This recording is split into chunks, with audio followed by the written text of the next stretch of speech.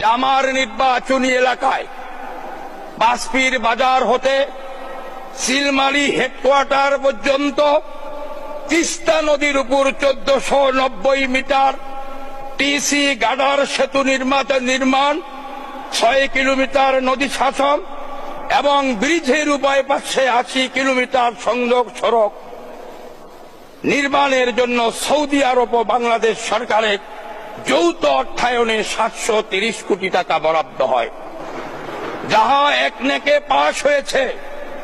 এরপর মাননীয় প্রধানমন্ত্রী 2014 সালের 25শে জানুয়ারি গাইবান্ধার স্টেডিয়াম মাঠে তিনি এই তিস্তা ব্রিজের ভিত্তিপ্রস্তর উদ্বোধন করেছেন।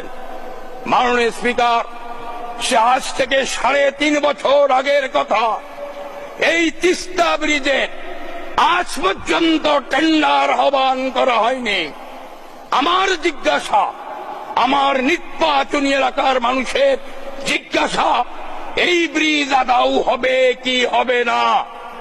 মানুষের মধ্যে চরম হতাশা বিরাজ করছে। বিরোধী দল উস্কে দিচ্ছে ব্রিজ ওখানে হবে না।